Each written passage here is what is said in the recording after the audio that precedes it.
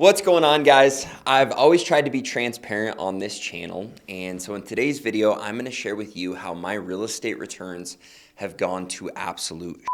Now, this isn't clickbait. This is honest to goodness the truth, and I feel like I need to be transparent with you because I've always been pro real estate, pro investing, pro high cash on cash returns, and I've messed up in a large way. And I'm going to explain how we got here and what I'm hoping to do to be able to fix it. So with that being said, let's jump into it. Now, for those of you that follow the channel, you know that I forever and for always have been pro real estate, pro using debt to build your portfolio, and pro high cash on cash returns. And I've been a strong believer that you can find those deals and consistently build your portfolio with them to put yourself in a place where you can retire off of your cash flow and live the life that you want, completely paid for with passive income. And these are principles that I have built my brand on and built my life on, and something that I very strongly believe in. The other thing is I have been very, very strict on holding to my criteria for a long time of only buying things that were over a 20% cash on cash return. Now, as time went on and I had more income to invest, I bent on that slightly, especially as interest rates kind of evolved, but I have never bought anything below a 10% cash on cash return. And that was only because it was a very, very strong deal. And with that even being said, I've tried to hold to above 12 or 15%, again, depending on the market, the quality of the property, how new it is. But that 10% cash on cash return has been a rock bottom criteria for me, and something that I've told all of you to try and not go below. As a matter of fact, some people I've said maybe down to an 8, but I would not ever go below an 8% cash on cash return. And I've gotten a lot of flack for this, saying that these deals are hard to find, they're unrealistic, and on and on and on and on. And yet all of the deals that I've bought, I have held firmly to this criteria. Another thing that I've been very, very firm about is making sure that you include expenses, CapEx, that you're managing these properties properly, that you're getting the taxes, the insurance, you're planning for vacancy, you're planning for all of the things. So when you analyze a property, it's a true cash on cash return, or you have been so aggressive that a lot of times you cash flow even more than you were planning on by analyzing the property properly. And so these are things that I still very, very passionately believe in.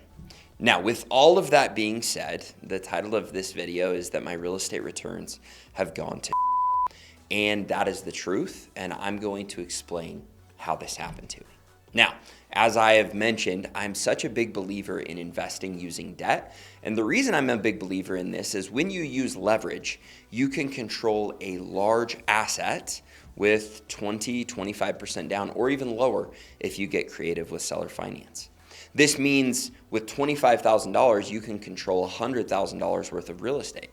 And real estate on average appreciates 3 to 5%. And so that $100,000 you can control is going up in value. Now, even more importantly, if you use leverage correctly and you can force appreciation, your appreciation can be even more than 3 to 5%. I've had years where it's 10, 15, 20% because I raised rents, I did certain things to the property, I bought it way under market. And so now every $100,000 of real estate that you buy with $20,000 to $25,000 down, you can increase that $100,000 of real estate up to $120,000, $130,000 if you're doing things right, or even more. So your return on your initial investment is massive. Now, here's the thing that's interesting about your return on equity is when you're looking at the money you have tied up in a property and then the cash flow you're getting, your return on equity is essentially the same thing as your cash on cash return. Now, a lot of times you can look at your return on equity once you make an exit, but I haven't made an exit on any property. So when I'm looking at how much I have tied up in a property, a return on equity is essentially the same as your cash on cash return. And for me, cash on cash return has been the massive indicator that I focus on when looking at a property and analyzing it. Because if I'm going to put money into a deal, I want to see what's going to be spit out after my mortgage and all of my expenses. And that is your cash on cash return. It's your true return on what you have invested into the property. Now, here is the slight difference between a cash on cash return and your return on equity is over time, and this is the goal, your equity in a property increases. You've got principal pay down on your loan. You have the fact that you've forced appreciation. You have the fact that appreciation just naturally happens and property values go up. And so you kind of change the equation where if you've owned a property for 3, 5, 10, 15 years, pretty soon you can build up a lot of equity, and that's the goal. And so a lot of these properties that I purchased with a phenomenal cash-on-cash return over the last couple years or 5 or 10 years, they have gained a ton of equity. Now here is where I've messed up in a very, very large way. I was going back, just analyzing my properties, and I'm going to use an example. It's this blue duplex, all right? When I purchased this duplex, it was getting over a 20% cash-on-cash return because I paid $96,000 for it, and I put 25% down. So I was looking at the cash flow, which I think was like $6,000 of cash flow every year on my $20,000 investment or whatever it was at the time that I bought it, where I was getting a 20% plus return. Purchasing this property was a phenomenal deal. That $6,000 in cash flow it spit out on my initial investment was massive for me. My debt that I'd borrowed was only at 3% or 3.2 or whatever it was at the time. And so my mortgage was small, my expenses were manageable. Everything was incredible for this property. Now here's the unique thing in the property, all right? This property that I paid $96,000 for has now increased to where it's worth $360,000 if I was to sell it. I had a comp right close by, and I'm confident that I could sell it quickly at $360,000. I've also had some massive principal pay down, and I just looked up how much I still owe on the property, and I'll put this little picture up here, but I only owe $57,000, $57,226 on this property. So I've paid down the loan. The value has gone way, way up. So when you look at that $360,000 and I only owe $57,000, I have $303,000 of equity in this property. Here's the other exciting news. This property now cash flows close to $13,000 a year. So my cash flow went from that $6,000 up to $13,000.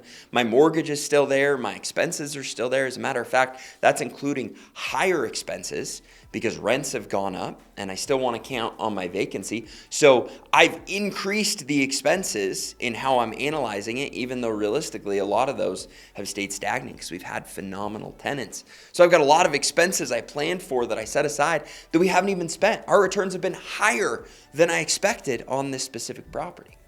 So I'm sure a lot of you are saying, Chandler, okay, it was clickbait. This is bull. And here's the reality.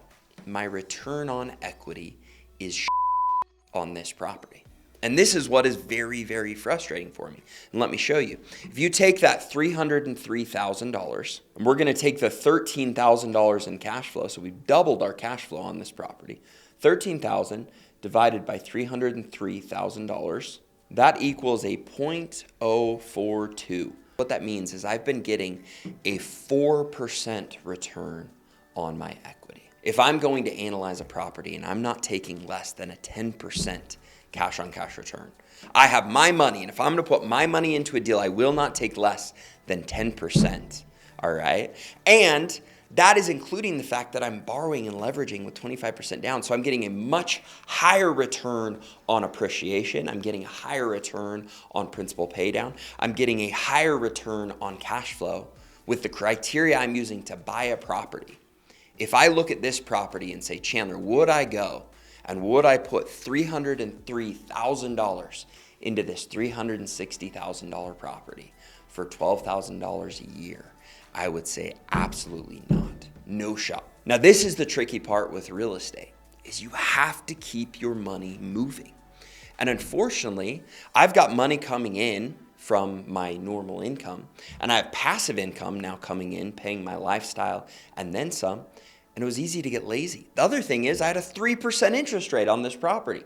How can I go wrong if I still have 3% interest on the property? The cash flow has doubled. The rents have increased. The equity has blown up on the property. Yet I'm only getting a 4% return on my money. And the reason is because acquiring that equity, it's been locked up in the property. And I haven't been consistently analyzing my properties. Because if I go right now and I refinance out of this property and I pull out that cash, or I sell the property, those are your two options, 1031 or refinance, I could move that money, and even if I lowered my criteria to an 8%, now I'm controlling more real estate. I'm using leverage properly.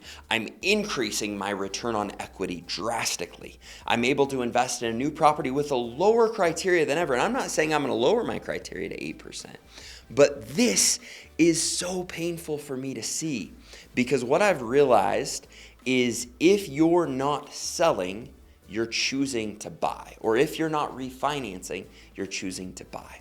And I have year after year, probably for the last 3, maybe even 5 years, bought something that I already owned by choosing not to refinance or not to sell, that is giving me a return that in any other situation where I'm going and actively purchasing a property, I would not buy it. I would not tie up that equity in such a foolish manner where it gets me such a low return.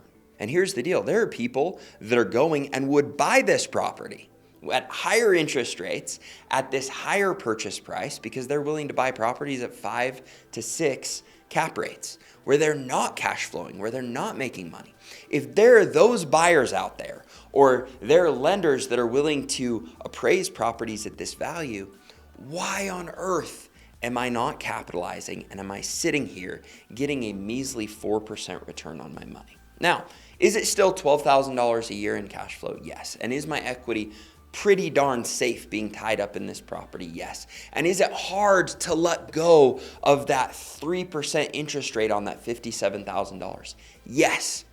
So in your mind, you start playing these mind games, but I could take my return and very easily double it on this equity very quickly because of the deal flow that I can create if I would have the guts to refinance or to sell this property. And so what I'm hoping you get out of this video is if you're not choosing to sell and you're not choosing to refinance, you're choosing to buy again. And if you're buying again a property that you have equity in, it's a foolish decision. And the thing that was really hard for me is I have consulting calls on a regular basis with people where they say, Chandler, I bought this property and it's negative cash flow. What should I do? And we open up the books and I say, well, here's what you could do if you sell this property and move it into a proper investment.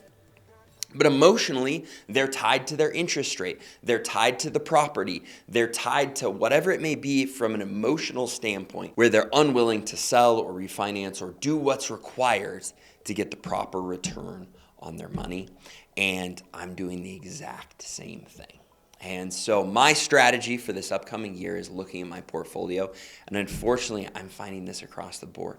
I have a portfolio valued over $50 million, and yet I only have $22 million in debt. And so I have gotten very cavalier with my finances, you could say, by letting so much equity build up that has lowered my return on equity every single year.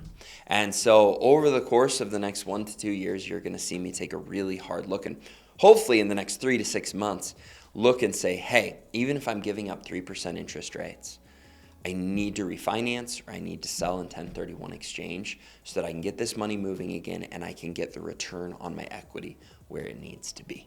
Now, again, cash flow wise, doing great.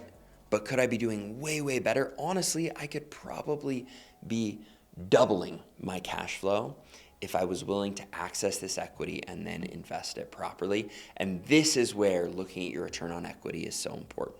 So is this message for people that are just looking to get into investing?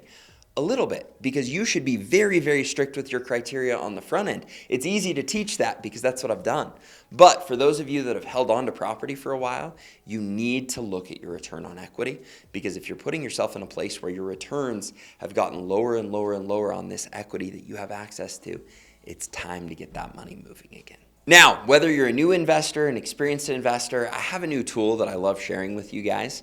And so what this tool is it's a retirement calculator. It helps you see how long it would take if you invest properly to get enough cash flow for you to be able to live off of your cash flow. Or maybe you just have a cash flow goal. Maybe you want to keep doing your career, but you'd like to get $100,000 or $200,000 of passive income coming in via real estate. This tool is going to show you exactly how much you need to invest over what time period to be able to accomplish that. So if you're interested in that, I included it down in the description for free.